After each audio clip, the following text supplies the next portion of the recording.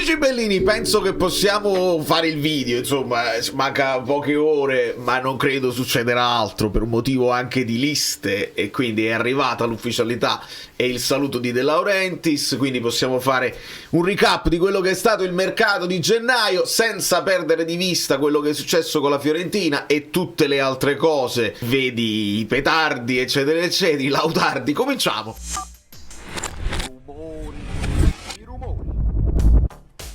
Allora, diamo il benvenuto a tutti i nuovi iscritti, siete tanti che vi siete affacciati sul canale in questi giorni, io vi ringrazio per la fiducia, a volte anche a scatola chiusa, perché uno acchiappa un video, non sapete come la penso. Grazie infinite, e quindi possiamo fare un'analisi generale. Non mi voglio perdere la partita con la Fiorentina, però sono rimasto male di una cosa, che l'immagine del fallo di mano di Comuzzo si è anche persa perché bloccano, perché censurano, perché il copyright, non ti puoi permettere di mettere immagini della serie A sui social, e quindi si perde. Però noi la possiamo recuperare, almeno come screenshot, vediamo se mi viene voglia di farlo, anche perché veramente cambia poco, Wagyu, cioè facciamo noi una raccolta storica di quelli che sono gli episodi, ma fanno il cazzo che vogliono in continuazione, e io non mi metto a fare... Sto vedendo in giro anche gente che fa contenuti per ricevere i mi piace dei tifosi avversari dicendo a me ne frega poco, insomma, degli insulti che prendo su qua, su YouTube o sui mini social, perché quando poi si entra in certi argomenti, boom, e ti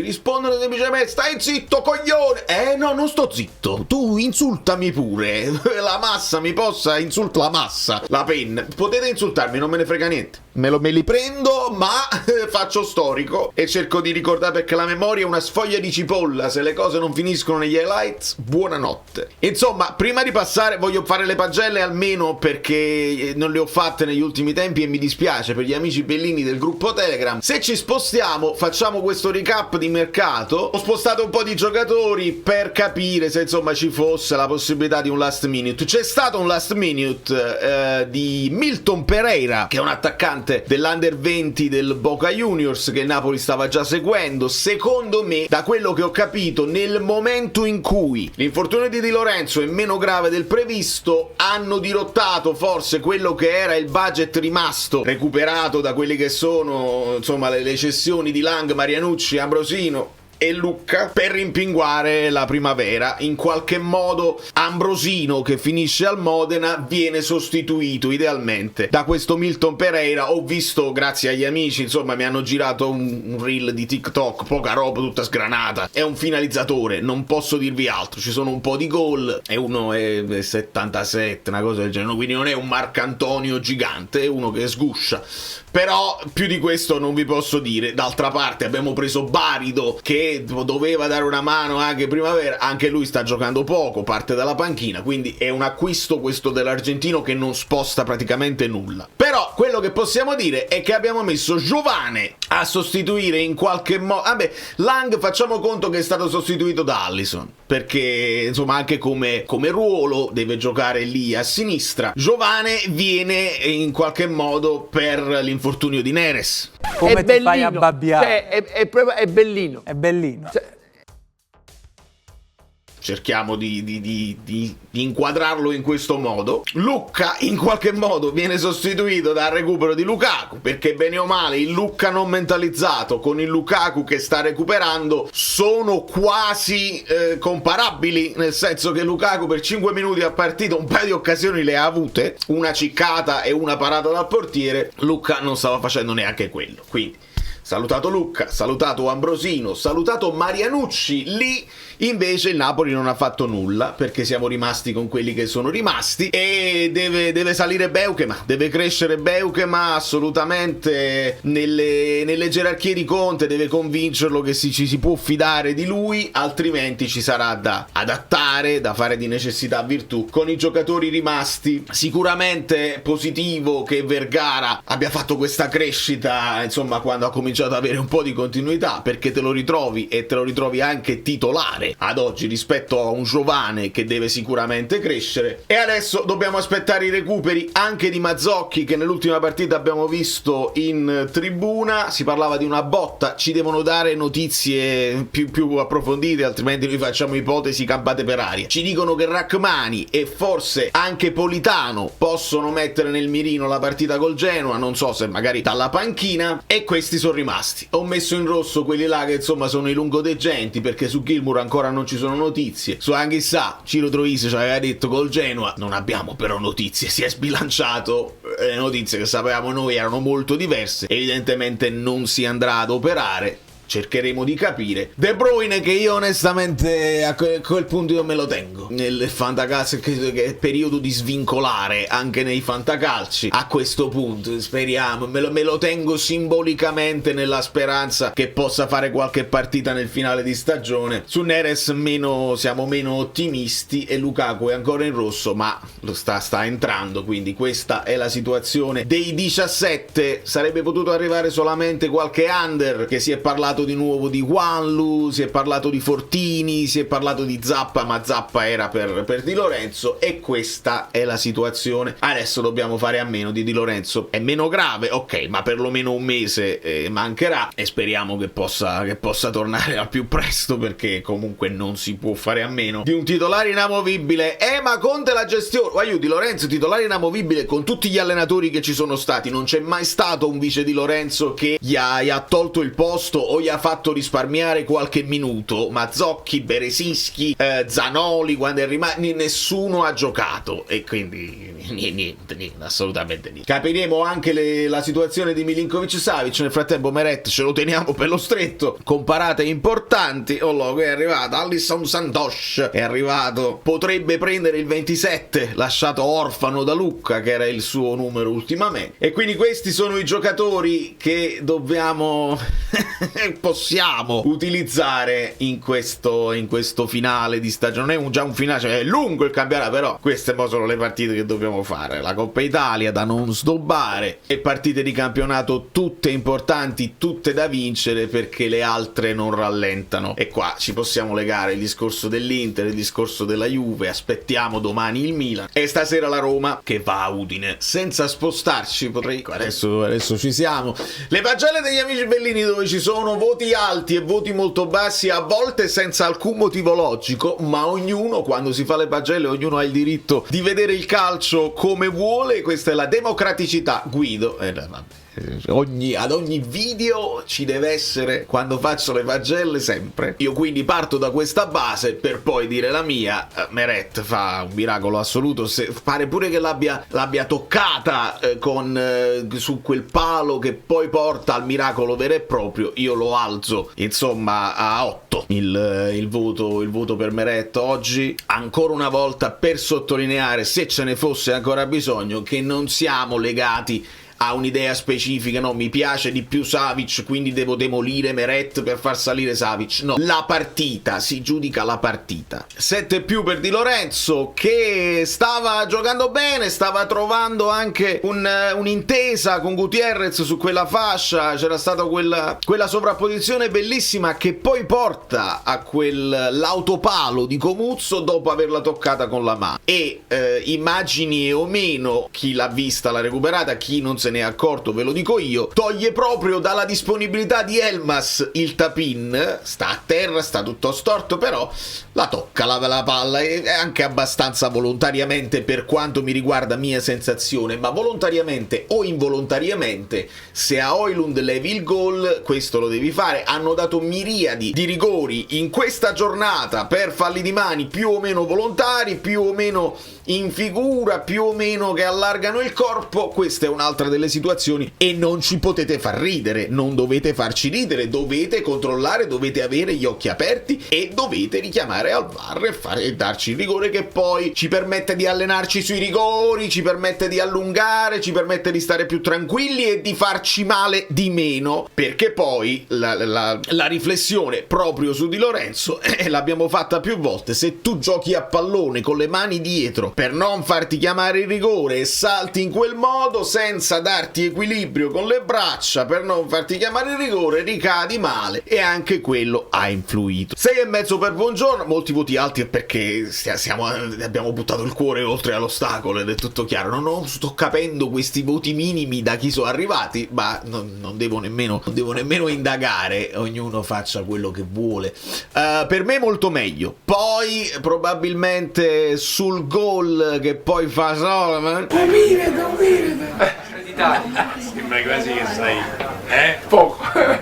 Allora,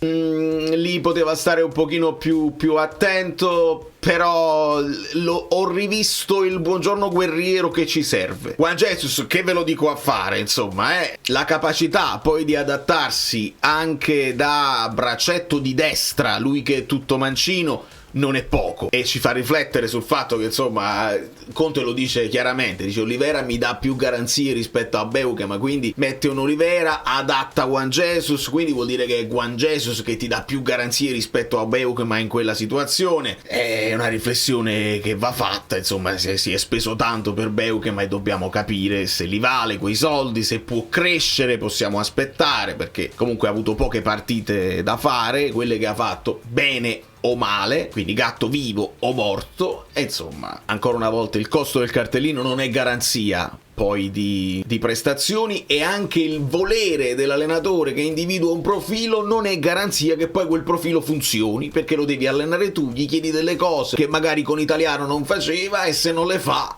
deve trovare un'altra soluzione. Qua fa piacere che il ragazzo, insomma, l'apprendistato stia funzionando, coronare la prestazione con una ciliegina, cioè con un gol che poi è decisivo, è importante anche per il morale, perché ti fidi poi dell'allenatore che ti chiede delle cose, allenatore credibile, tu vieni premiato anche con il gol. Gutierrez 7+, Dio ce li protegga entrambi, Lopo e McTominay a centrocampo stanno veramente tirando la carretta. Speriamo che Alisson Santos possa dare un po' di ricambio a Elmas, che quindi potrà dare un po' di riposo anche ai nostri mediani, perché quello teniamo in questo momento, anche se insomma Elif fa un lavoro prezioso là che Alisson Santos deve sicuramente imparare. Lobotka 6,5, lo scozzese ci prova, lo scozzese va di rovesciata, lo scozzese te lo ritrovi anche in mezzo al campo. Vale il discorso per Lobotka. McTominay 7-. Premio Michu semplicemente perché è uno di quelli che prende il voto più basso, ma non voglio indicare nessuno come flop di questa partita. Forse Spina ancora ha bisogno di recuperare un po' di brillantezza,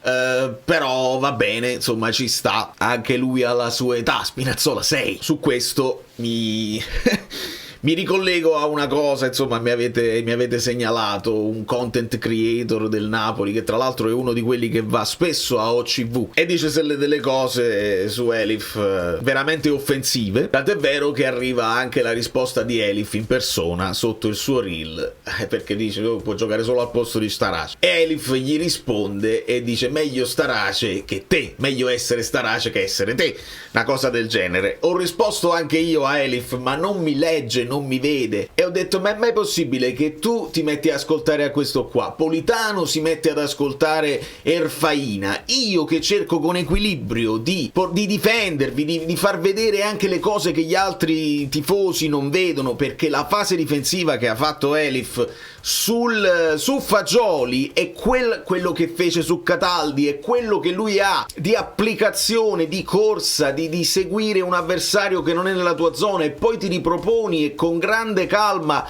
anche l'abbassare il ritmo ad un certo punto è una cosa che fa sia lui, sia McTominay, sia Lobotka, perché non hanno 90 minuti ad alto livello e quindi a volte lo devi abbassare il ritmo senza perdere palla. Insomma, si diventa virali solo quando si insulta, solo quando così, e quindi così come gli insulti fanno dispiacere a me e arrivano tanti complimenti a cui magari non riesco a rispondere, mi rendo conto che i ragazzi non guardano me ma guardano tutto il resto e lo dobbiamo accettare. Se mi vedete insomma diventare un pochino più tranciante è perché voglio diventare famoso. Poi quando divento famoso ritorno un pochino più equilibrato con più audience. Vediamo se lo faccio questa cosa. Elmas 6,5. Bello scugnizzo, bello e impossibile. Applicato si prende anche una bella gomitata, sangue che scorre. Giocatore che sta crescendo a vista d'occhia sotto i nostri occhi, a vista d'occhia. Mi fa piacere che se ne parli, ma non esagerate, non diventiamo come quelli là che poi Dio Esposito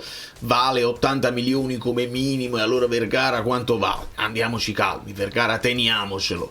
8+, 7 per un Højlund che lotta su tutti i palloni, mette in difficoltà sia Comuzzo che Pongracic. Vorrei vederlo riposare, insisto perché ho paura, però le alternative non sono ancora pronte, che siano Lukaku, che sia Giovane da adattato prima punta. Devi stringere ancora un po' i denti, amico, dalla tua hai l'età. Non ti preoccupare, quello che noi chiamiamo bonariamente il ciuccio, ecco per esempio potrebbe rispondermi lui, lo chiamo ciuccio, ma deve capire che quando lo chiamiamo ciuccio intendiamo il ciuccio di fatica, cioè il nostro simbolo, cioè un animale che si mette a disposizione di chi lo traina o chi lo spinge per fare il lavoro anche non bellissimo, magari un lavoro sporco, e lo fa. Certo vorremmo la spinta, vorremmo che diventasse un Teo Hernandez così, ma non è nel momento, forse nemmeno nelle sue corde. Ci deve dare una grande mano anche da braccetto in questo momento e Conte lo ha ribadito. Olivera 6,5. Giovane, fai attenzione, serve che tu cresca tantissimo, perché io ho dato il benvenuto all'operazione Giovane perché perlomeno avevi già l'impatto col campionato italiano messo da parte, ma devo vedere più vergarità,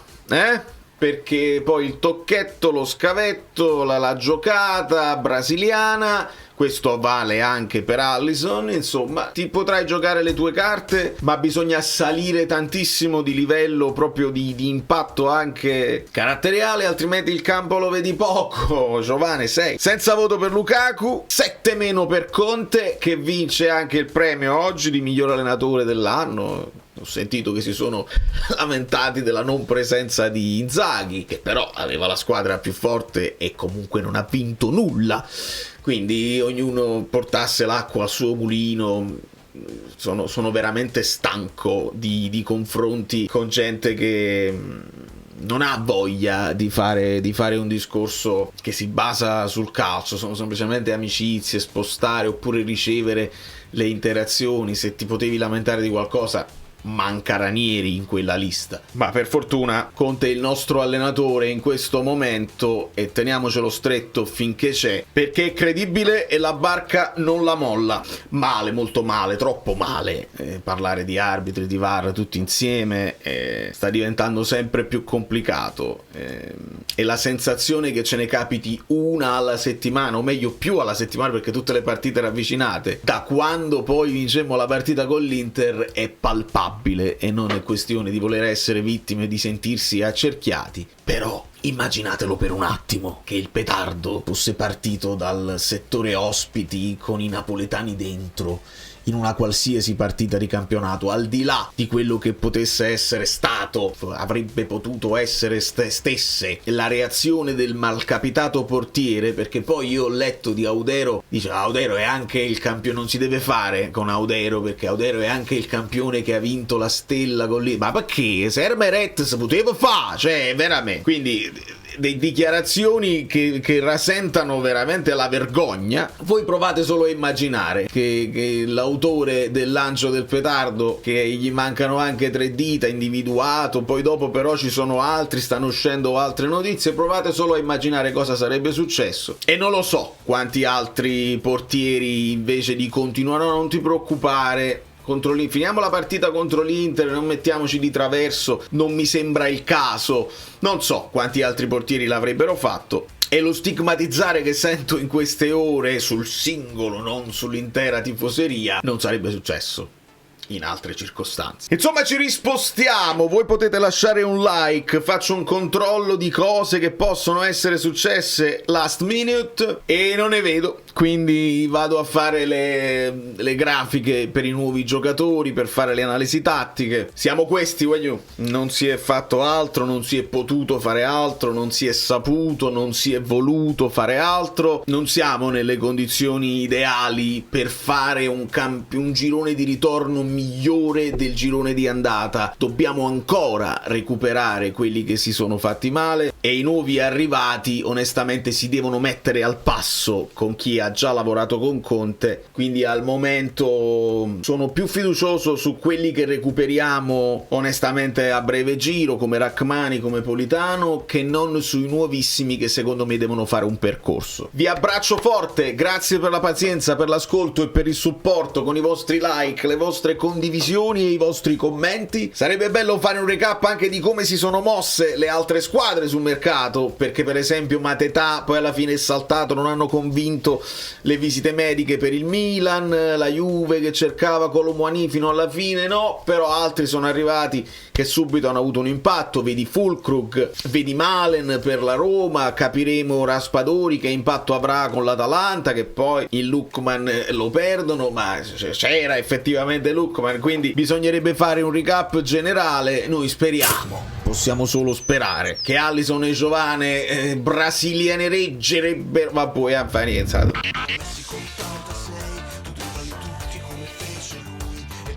Monaco, life is life, e tu ti arrendi, sospendi e riprendi, sorprendi.